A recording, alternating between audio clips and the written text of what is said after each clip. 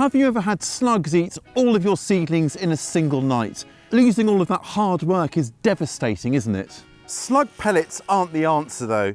Many are harmful to pets and wildlife, and even organic pellets labelled as non-toxic can harm earthworms, and we need our worms. Follow my 7 tips and you won't ever need slug pellets, because you can control slugs 100% naturally.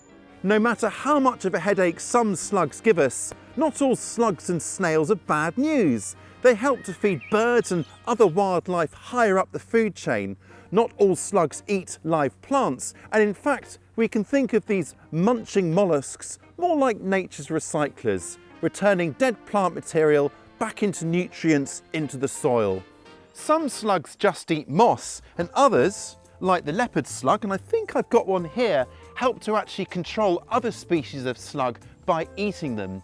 So we need to be fairly targeted in how we control slugs. It's impossible to eradicate every slug from your garden anyhow, and as I'm about to reveal, there's plenty we can do to keep numbers to a more tolerable level and, dare I say it, even live harmoniously alongside them.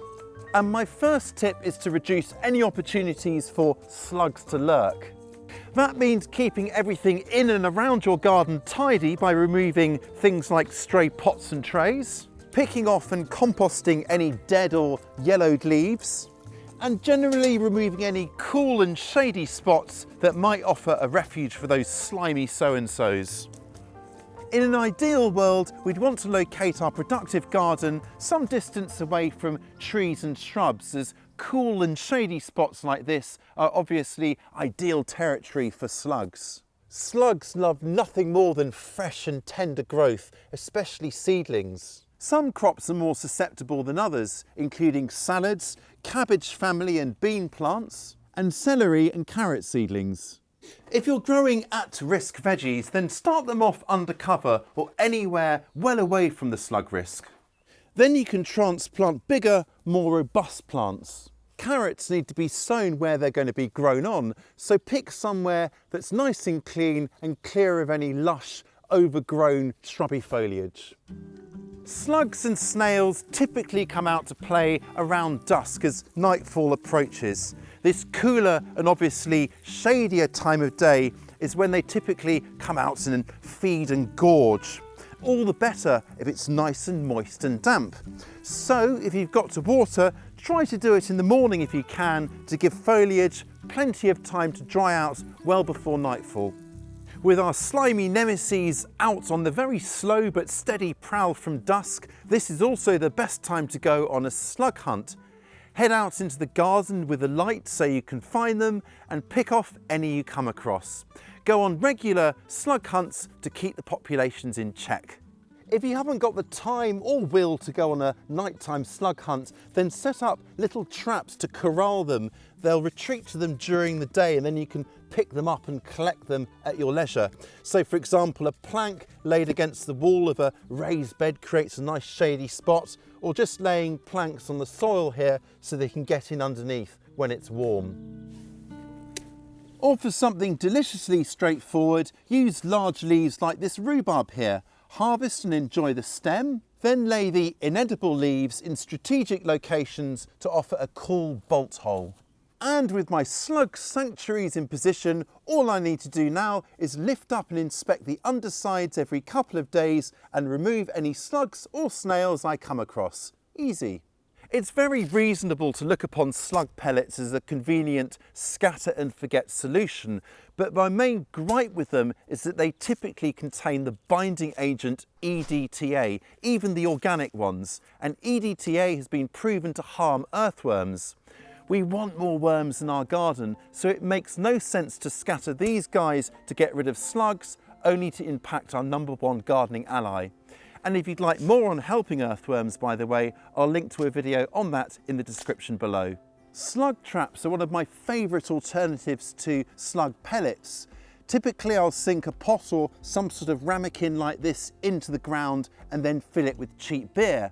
Then I'll check back every couple of days and remove any slugs that have fallen in and drowned and top up as necessary. But even cheap beer deserves to be drunk, not wasted. So this year I'm switching to a yeasty liquid that costs a fraction of the price of beer, but does an even better job. In fact, researchers in the US state of Oregon compared a number of slug attractants to see which would come out on top, including sluggy favourites such as cucumber, strawberries, beer and bread. And guess what? Bread came out on top. Now, bread dough will certainly attract slugs, but it won't trap them. But what we can do is make a sort of liquid bread that should do the trick. And to start, I'm adding 1 cup of flour to a bowl, and next 2 cups of water. And then a sachet of standard yeast, and then whisk it all together. This liquid is a bit thinner than, say, pancake batter, but we want it nice and liquid so the slugs fall in and drown. Then I need this lidded container, and I'm just going to cut 2 little notches into the sides for the slugs to climb into. Right then, let's go set this all up. So I buried my trap at the edge of the garden here, quite close to this kind of wet, boggy area behind me to kind of intercept the slugs as they come to and fro. I buried it so the kind of lip of the notch here is slightly above ground level. That'll avoid beneficial bugs like ground beetles accidentally climbing and falling in. Just the slugs should get in there. So it's in the ground, and then it's in with the yeasty liquid to cover most of the bottom there. And then I'm just going to pop the lid on, which will keep the rain out. Now what I'm going to do is check this every few days, but really the main slug interest should happen after about 3 days when the liquid goes a little bit sour. They absolutely love that. And what I'll do is I'll just fish out any slugs, and then after maybe 10 days or so, just top up with more of the yeasty liquid or fresh stuff. This is great throughout the growing season, but I'll do this especially intently at the end of it, kind of early autumn, as the slugs start to kind of hibernate for the winter and go underground. It'll make a real dent on populations before the winter and ensnare any of them before they get a chance to lay their eggs that will hatch out in spring. Slugs and snails are soft-bodied, so anything really sharp and spiky that we can lay around plants that may be damaged is well worth a try. Now, brambles and other spiky stems like this are perfect. The slugs really won't like crossing this, so we can lay them in a nice thick band around our specimen plant we're trying to protect, but do lay them quite thick and tight so the slugs can't kind of weave their way through. Sheep's wool is often recommended as a barrier because it's got lots of little tiny fibres that kind of irritate the slug.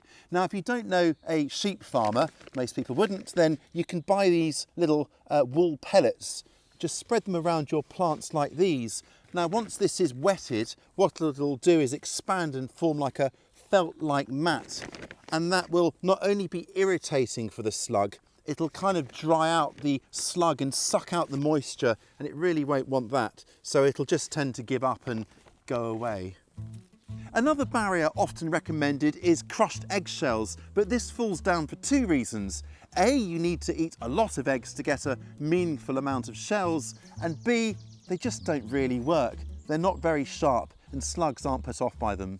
One crop that never gets any bother from the slugs is my garlic. And that's because slugs can't stand the stuff, and we can use that to our advantage.